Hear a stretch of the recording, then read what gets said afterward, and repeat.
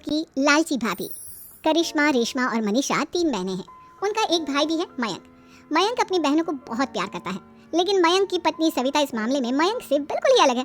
वो अपनी ननदों का जितना बुरा कर सकती है उतना बुरा करती ही रहती है और अपनी ननदों पर हुक्म भी चलाती है। करिश्मा, करिश्मा, तुमने अभी तक नाश्ता नहीं बनाया? तुम्हारे भैया को ऑफिस जाने में देर हो रही है। हाँ भाभी, बस अभी बनाती हूँ। करिश्मा, तुम ये ढीलापन छोड़ दो, कल को पराये घर जाना है।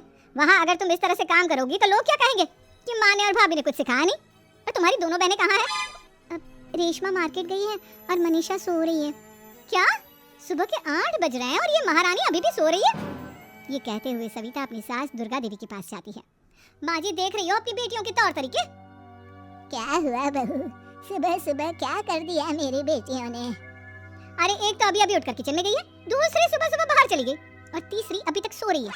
क्या करूं मैं इन तीनों का, मैं तो परेशान हो गई हूँ। जा जाकर उठा उसे और रेशमा से मैं बात करती हूँ। सविता सीधा मनीषा के कमरे में जाती है और उससे कहती है, महारानी जल्दी उठो, सूरज सर पर आ गया है। भाभी थोड़ी देर और सोने दो ना, मैं रात को लेट सोई थी। वो क्या ना, यूनिट टेस्ट चल रहे हैं। शराफत से उठती है या नहीं, या फिर पानी की भरी बाल्टी डालूं तेरे ऊपर? नहीं भाभी, मुझे बिस्तर में नहीं नहाना, उठती हूँ मैं। मनीषा जल्दी से उठकर बाथरूम में चली जाती है। सभी आराम से बैठकर नाश्ता कर रहे होते कि तभी रेशमा बाजार से हाथ में सामान लिए आ जाती है। रेशमा को देखते ही सविता उस पर बरस पड़ती है। लो, आ गई महारानी। ऐसा भी क्या सामान लाना था जो सुबह आंख मलते ही बाजार की तरफ रवाना हो गई? भाभी, कल आप ही तो चीख रही थी कि घर का सारा सामान मुझे ही लाना पड़ता है, घर में किसी को भी किसी काम से कोई लेना देना नहीं है। अब मैं बाजार जाकर सामान ले आई तो आपको इस बात से भी तकलीफ हो रही है? देख रही हो माँ जी, अपनी बेटी की जुबान कैंची से भी तेज चलती है। और मयंक, आप तो कुछ कहेंगे नहीं अपनी लाडली बहन को। रेशमा, अपनी भाभी से ऐसे बात नहीं करते, चलो माफी मांगो। भैया, मैं क्यों माफी मांगू? आप भाभी से बोलिए ना कि हम पर कम हुक्म चलाया करें। हम इस घर की बेटियां हैं और आपकी पत्नी की ननद है, नौकरानी नहीं। लो कर लो बात, इनकी भलाई के लिए कुछ भी बोलो तो इन्हें बुरा लग जाता है। इस घर में यही इज्जत है मेरी। देख लो माँ जी, आपकी बेटी किस लहजे में मुझसे बात कर रही है। सविता वहाँ से चली जाती है। मयंक को बहुत गुस्सा आता है, वो भी वहाँ से चला जाता है। फिर करिश्मा रेशमा को समझाती है, रेशमा, तुम्हें भाभी से माफी मांग लेनी चाहिए थी ना। लेकिन दीदी, मैंने कुछ किया ही नहीं, तो मैं माफी क्यों मांगू? हाँ करिश्मा दीदी, रेशमा दीदी जैसे ही घर में आई भाभी ही उन पर चिल्ला रही थी। हाँ, मैं मानती हूँ कि गलती भाभी की थी। मैं तो इसलिए बोल रही हूँ कि भाभी ने माँ को तो पूरी तरह अपने वश में कर लिया है। वो हमारी बात सुनती ही नहीं। मयंक भैया हमारे लिए हमेशा खड़े रहते हैं, इसलिए उनकी बात का मान तो तुम्हें रखना चाहिए था ना। कोई फायदा नहीं दीदी, कुछ दिनों की बात और है, भाभी उन्हें भी हमारे खिलाफ भड़का देंगी। फिर वो भी माँ की तरह हमारी किसी बात का विश्वास नहीं करेंगे। इसी तरह सविता अपनी तीनों ननदों को किसी न किसी बात पर परेशान करती रहती थी। एक दिन मयंक अपनी तीनों बहनों के लिए गिफ्ट लाया। क्या रेशमा, ये तुम्हारे लिए हार का सेट। रेशमा, तुम्हारे लिए सुंदर सी ड्रेस। और मनीषा, तुम्हें किताबें पसंद है ना, तुम्हारे लिए किताबें लाया हूँ। थैंक यू भैया, थैंक यू भैया, थैंक यू भैया। करिश्मा, तुम्हारा नेकलेस कितना सुंदर है, ये भैया कहाँ से ले आए होंगे? मैंने भैया को 3 दिन पहले फोन पर ये डिजाइन दिखाया था और आज भैया ये ले आए। सविता तो अपनी ननदों के गिफ्ट्स देखकर जल गई और करिश्मा का नेकलेस तो उसे भी बहुत पसंद आया था। अपनी बहनों के लिए कितना अच्छा नेकलेस लेकर आए हैं, मुझे कभी कोई गिफ्ट नहीं दिया। मैं आज ही ये हार चुरा लूंगी। रात में सविता करिश्मा का हार चुरा लेती है और इसी तरह उसे अपनी ननदों की जो भी चीज़ अच्छी लगती वो उसे मांगती नहीं, बल्कि रात के अंधेरे में चुरा लेती। इसी तरह दिन बीतते गए और सविता ने मयंक के दिल में भी उसकी बहनों के लिए नफरत पैदा कर दी। एक दिन मयंक ने करिश्मा और रेशमा के लिए रिश्ता देखा और ये बात उसने घर में सबको बताई। माँ, करिश्मा और रेशमा के लिए बहुत अच्छा रिश्ता आया है, वो लोग कल इन्हें देखने आ रहे हैं। आप और सविता मिलकर सारी तैयारी कर लेना। ये सुनकर करिश्मा और रेशमा खुश हो जाती हैं, लेकिन सविता सोचती है, अगर इन दोनों बहनों की शादी हो गई तो घर और बाहर का काम कौन करेगा? मनीषा तो 1 नंबर की कामचोर है, उससे तो किसी बात की उम्मीद लगाना ही बेकार है। मुझे इस शादी को रोकना होगा। अगले दिन सभी लड़के वालों के स्वागत की तैयारी करने में लगे होते हैं। तभी मयंक अपनी बहनों से आकर कहता है, तैयार हो गई तुम दोनों?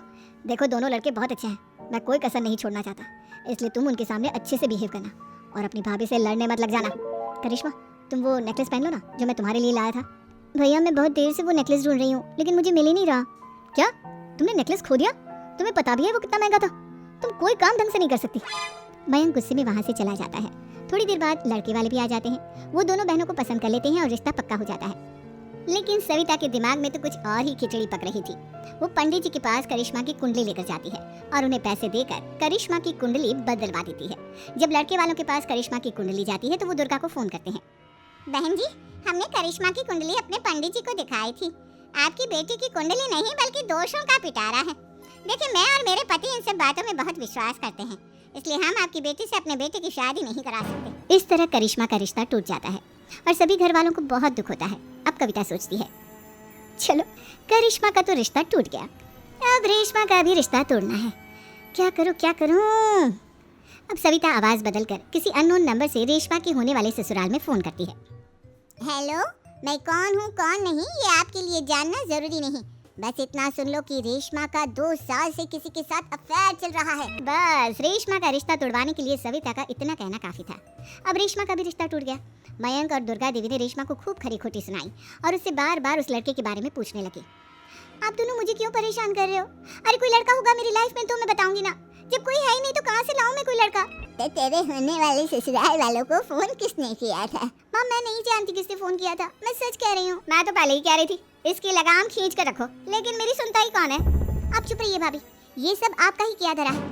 अब तीनों बहनों को विश्वास हो जाता है कि ये सब उनकी भाभी ही कर रही है। तीनों बहनें अपनी भाभी को सबक सिखाने के लिए एक वकील कर लेती है और घर में हिस्सा मांग। देखो भैया, माँ बाप की जायदाद में जितना बेटों का हक होता है उतना ही बेटियों का, इसलिए इस घर के 4 हिस्से होंगे और हमें अपना हिस्सा चाहिए। मैंने तुम्हारे लिए क्या क्या नहीं किया और तुम इस घर में हिस्सा मांग रही हो? भैया आप और माँ हम बहनों की कोई बात नहीं सुनते हो और भाभी हमारी शादी नहीं होने देगी क्योंकि उन्हें लगता है कि आप हमारी शादी में ज्यादा पैसा लगाओगे और उन्हें हम जैसी फ्री की नौकरानी कहाँ मिलेगी। तो हम भाभी के साथ तो रह नहीं सकते, हम बहनों को अपना हिस्सा चाहिए। अरे तुम्हें शर्म आनी चाहिए अपनी भाभी पर ऐसा इल्जाम लगाते हुए, वो तुम्हारे बारे में कितना सोचती है। हाँ माँ, भाभी हमारे बारे में बहुत सोचती है, दिन रात बस यही सोचती रहती है कि किस तरह से अपनी तीनों ननदों को परेशान करूं और कभी मुझे पढ़ने भी नहीं देती। दोनों बहनों का रिश्ता भी तो इन्होंने ही तोड़वाया है और रात में हमारे कमरे में आकर हमारी चीजें भी चुराती हैं। इसी तरह सविता की तीनों ननदें अपनी बात पर अड़ी रही। अब कोर्ट में तारीख भी शुरू हो गई। जब सविता को लगा कि उसकी तीनों ननद इतनी आसानी से नहीं मानने वाली, तो उसने अपने पति और सास को सारी सच्चाई बता दी और अपनी तीनों ननद से माफी मांगी। मयंक और दुर्गा को भी अपनी गलती का एहसास हो गया। अब सविता खुद करिश्मा और रेशमा के लिए अच्छा रिश्ता ढूंढती है और उनकी शादी